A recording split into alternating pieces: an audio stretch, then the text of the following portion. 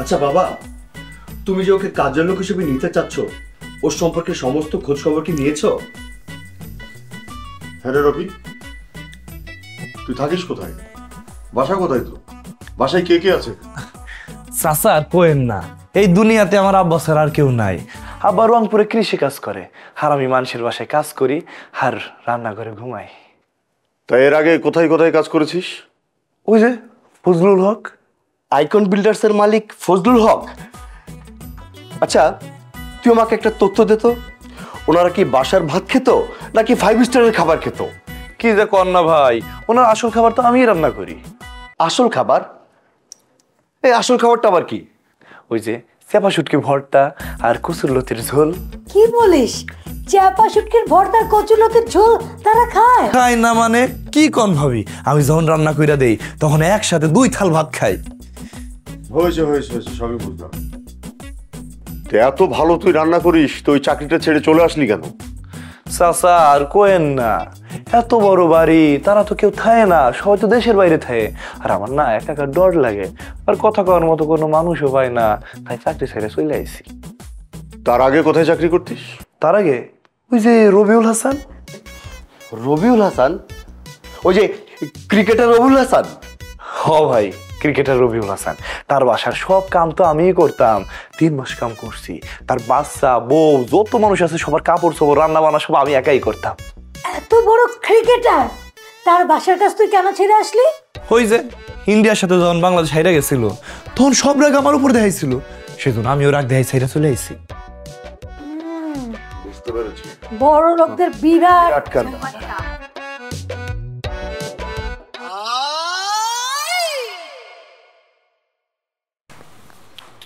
তুমি এখানে? তুই ওকে আগে থেকে চিনিস? হ্যাঁ বাবা। কিভাবে চিনিস? ওই যে কাজের লোক। হ্যাঁ, এই তুমি বাবু আঙ্কেলের বাসায় কাজ করতে না? তো কোন বাবু আঙ্কেল? ওই যে ফিল্ম ডিরেক্টর বাবু সিদ্দিকী।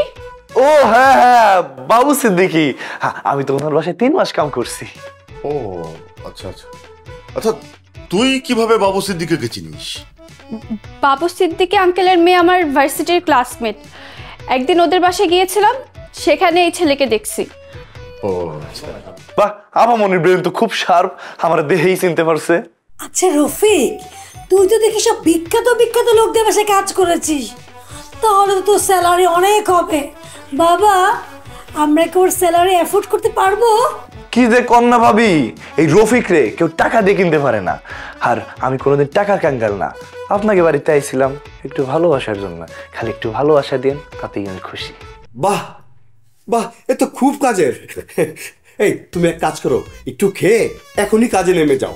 এই রফিক শোন, আগে তুই আমার বাথরুমে যাবি, যে দেখবি অনেক কাপড় পরে আছে, ওগুলা প্রথমে ধুবি, ঠিক আছে? হ্যাঁ রফিক, বাথরুমটা একটু দুর্গন্ধ হয়ে গেছে তো, একটু পরিষ্কার করে দাও। আগে এটা করো ভাইয়া। হ্যাঁ, এক গাদা কাজের চাপ দিয়ে এটাকেও বাড়ি থেকে তাড়ানোর ব্যবস্থা করো।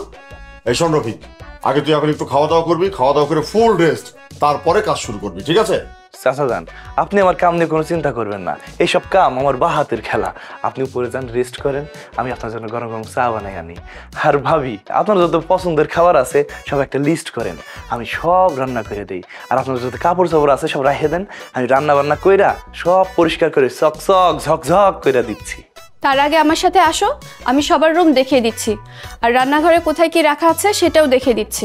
আচ্ছা আনিকা, ওকে পেয়ে তুমি আবার হাত গুটিয়ে বসে থেকো না, ওর সাথে সাথে কাজ করো, ওকে হেল্প করো। আচ্ছা ঠিক আছে ভাবি, আসো। চলে না ফামনি। যাক বাবা, একটা নতুন কাজের লোক পাওয়া গেল, আনিকার একটু হেল্প হবে, কি বলেন বাবা? সবই ঠিক আছে, দেখো আগেরটার মতো আবার তাড়ানোর ব্যবস্থা করো না। বাবা কি যে বলেন না। এই শোনো, হ্যাঁ। আমরা তোমার ক্রেডিট কার্ডটা দাও। হ্যাঁ, দিচ্ছি দিচ্ছি। এই তুমি পাগল হয়েছো? যার সামনে পেছনে কাজের লোক ঘোরে, আর সে তুমি এসেছো আমাদের বাসায় কাজ করতে? তোমাকে তো আমি আগেই বলেছি, তোমার বাবার মন জয় করে তোমাকে এই বাসা থেকে আমি নিয়েই যাবো। কিন্তু তুমি কি পারবে এবার সব কাজ করতে? আগে জীবনে কখনো করেছো? তুমি পাশে থাকলে সবকিছুই সম্ভব। বাস্তবের কাছে এসব সস্তা রোমান্টিক ডায়লগের কোনো মূল্য নেই। আর তাছাড়া আমার বাবা কখনো এই সম্পর্ক মেনে নিবে না। মেনে নেক বা না নেক তাতে আমার কোনো প্রবলেম নাই, আমি আমার ভালোবাসার পরীক্ষা দিয়েই ছাড়বো। আর সব ধনীর দলালরা যে এক না সেটা প্রমাণ আমি করেই ছাড়বো। রান্নাঘরে ঘুমিয়ে আর বাসি খাবার খেয়ে তুমি প্রমাণ দিতে চাও যে তুমি অনেক বড় প্রেমিক? না, এসব করে আমি প্রমাণ দিতে চাই যে দারিদ্রতার সাথেও আমি নিজেকে মানিয়ে নিতে পারবো। কিন্তু বাড়ির এত সব কাজ তুমি কিভাবে করবে একবার ভেবে দেখেছো? আমি বুঝতে পারলাম না তুমি একই কথা বারবার কেন বলতেছো। আচ্ছা, আমরা যদি আলাদা সংসার করতাম তাহলে কি আমরা দুজনকে হেল্প করতাম না? আমি যদি রান্না না পারি তাহলে কি তুমি আমাকে হেল্প করবা না? সেটা না হয় করলাম, কিন্তু তাই বলে তুই কি ভেবেছো আমি রান্না পারি না? অনেক ভালো ভালো শেফের থেকেও আমি ভালো রান্না করতে পারি। তোমাকে আমি বলেছিলাম না আমি 3 বছর ডেনমার্কে ছিলাম, ওইখানে আমি নিজের রান্না নিজেই করে খেতাম। তুমি আমার জন্য এত কষ্ট করবে আমি কখনো ভাবতেই পারিনি। মা হয়েছে, এখন নিচে চলো, কাজ শুরু করে দিতে হবে।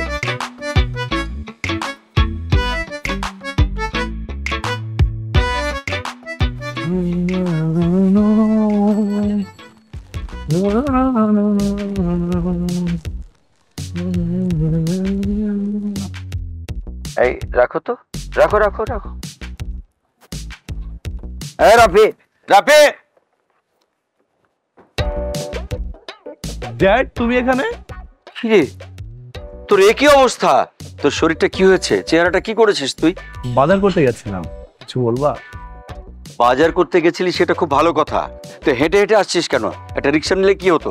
ড্যাড তুমি তো দেখি কিছুই জানো না। কাজের মানুষ সবসময় রিক্সার টাকা বাঁচিয়ে নিজের পকেটে রাখে, আর আমি যদি এখন রিক্সা করে যাই তাহলে তো আনিকার বাবা সন্দেহ করবে। আচ্ছা ঠিক আছে, ওসব বাদ দে, তুই আমার গাড়িতে ওঠ, তোকে নামিয়ে দিচ্ছি।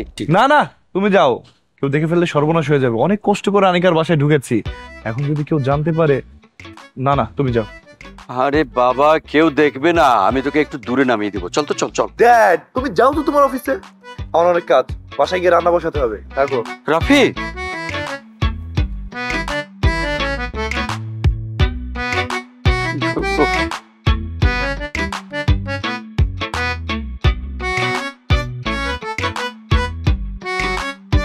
চলো।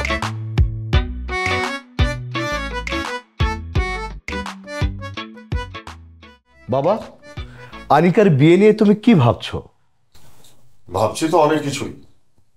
ছেলের খোঁজ খবর নেওয়া হচ্ছে, ভালো ছেলে পেলেই হবে। ভালো ছেলে তাই না বাবা? সেদিন যে চৌধুরী সাহেব আসলেন তার ছেলের জন্য প্রস্তাব নিয়ে, আপনি কি করলেন? পত্রপাঠ বিদায় করে দিলেন। এর চাইতে ভালো ছেলে আপনার মেয়ের জন্য আর কোথায় পাবেন বলেন? বৌমা, আমি তো তোমাকে বলেছি ধনী পরিবারের ছেলের সঙ্গে আমি আমার মেয়ের বিয়ে দেব না। এই নেন চাচাজি, চিনি ছাড়া করা লিকার দিয়ে দুধ চা। বাবা, আমি যে চিনি ছাড়া কড়া লিকার দিয়ে চা খাই সেই খোঁজ খবর নিয়ে ফেলেছিস? হ্যাঁ চাচাজান, এইটাই তো আমার কাম, আর এই কাম না করলে খামু কি? আর এখন কোন তো চাচা আপনার জন্য কি রান্না করুন? তোর যা ভালো লাগে তাই রান্না করিস। আচ্ছা ঠিক আছে, একটা কাজ করি তাহলে, পেঁয়াজ দেয়া ইলিশের ঝোল, গরুর মাংস আর 5 প্রকারের ভর্তা, ঠিক আছে না চাচা? তোর হাতের রান্নার যে স্বাদ। আচ্ছা তুই এক কাজ কর, আজকে খুব ভালো করে রান্না করে না সবাইকে খাইয়ে একেবারে তাক লাগিয়ে দে। হ্যাঁ ঠিক আছে। ভাবিজান, আপনার কিছু লাগবো? তোর হাতে রান্না যে এত মজা, খেতে খেতে কদিনে তো আমি ওজন বাড়িয়ে ফেলেছি। তুই এক কাজ কর, মিক্স সালাদ বানা আমার জন্য। আর এখন আই নিড এ ক্যাফেচিনো, হট ক্যাফেচিনো। আচ্ছা ঠিক আছে। আর ভাইজান, আপনাকে কি এক্সট্রা কিছু দিব?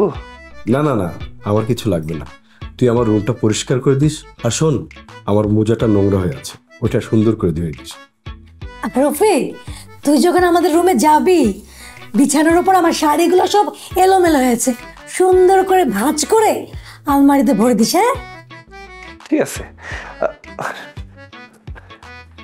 আপামনি, আপনার কিছু লাগবো? চাচাজান, আমি তাহলে যাই।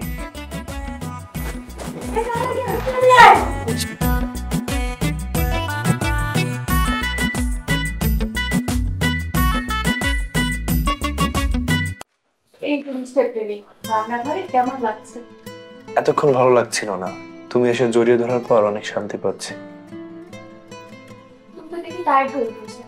এদিকে আসো।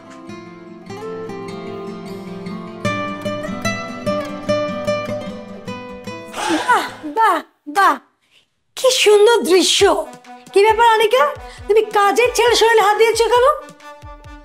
দেখলেন তো আপামনি, আপনারা কইলাম না আমার চোখে হাত দিয়েন না, এই যে আপনি হাত দেওয়ার পরে এমনিতে দেখলেন ভাবি আমাকে সন্দেহ করতেছে।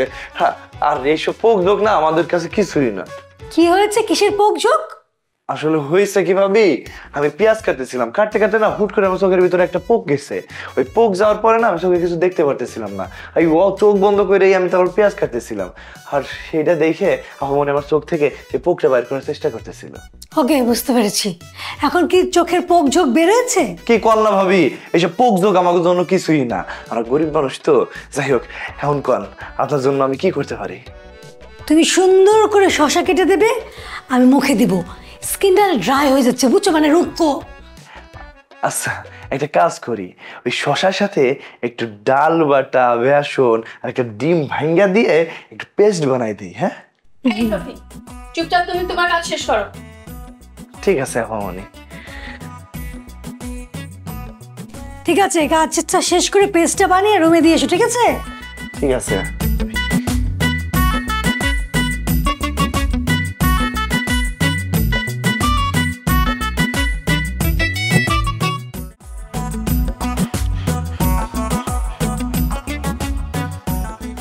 হ্যাঁ আচ্ছা ঠিক আছে ঠিক আছে, হ্যাঁ সব হ্যাঁ আমি এসে করে দেবো। আচ্ছা আচ্ছা ঠিক আছে, এখন রাখো।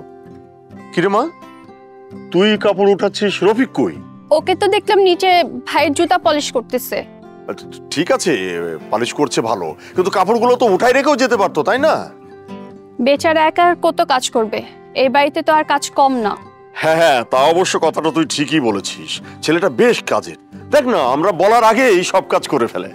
কাজের বলে তো এতদিন টিকে আছে, না হলে এই বাড়িতে কেউ এতদিন টেকে? তা অবশ্য ঠিক। আচ্ছা ঠিক আছে, কাপড়গুলো তুলে নিয়ে যা।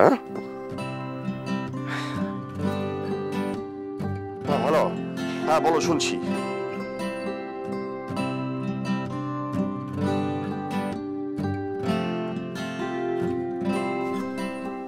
বাসায় কেউ নাই।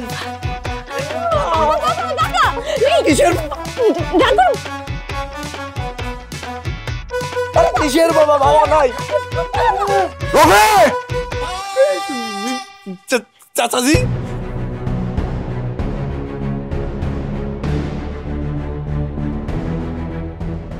তোর কত বড় সাহস, তুই আমার মেয়েকে স্পর্শ করেছিস, আবার আমার মেয়েকে পাজা কোলে করে নিয়ে চরকির মতো ঘোরাচ্ছিস। তোর সাহস দেখে তো আমি অবাক হয়ে যাচ্ছি। চাচা ইঁদুর, ইঁদুর। আমি কি আপামনির কোলে করছি সাধে? এত বড় একটা ইঁদুর আপামনির পার নিচ দিয়ে যাচ্ছিল, আর সেটা দেখেই আপামনির কোলে করছি। আর ইঁদুরটা অনেক বিষাক্ত, যদি আপামনির কামড় দিত আপামনি কি বাঁচতো? বলিস কি? তাহলে তো তুই অনেক বড় উপকার করেছিস। হ্যাঁ হ্যাঁ বাবা, আজকে অনেক বড় বাচ্চা বেঁচে গেছি। যাক, এখন থেকে সাবধানে থাকিস। রফিক, জি চাচা। তুই এখনই বাজারে যাবি, বাজারে গিয়ে বিষ কিনে নিয়ে আসবি, যেই বিষ দিয়ে ইঁদুর, সাপ, পোকামাকড় সব যেন মেরে ফেলা যায়, ঠিক আছে? ঠিক আছে চাচা, আমি এখনই যাচ্ছি। হ্যাঁ যা, এখনই যা। সাবধানে থাকিস মা। ঠিক আছে বাবা। যা, তুই কাপড়গুলো নিয়ে নিচে চলে যা, আমি একটু সাথে থাকবো কিছুক্ষণ।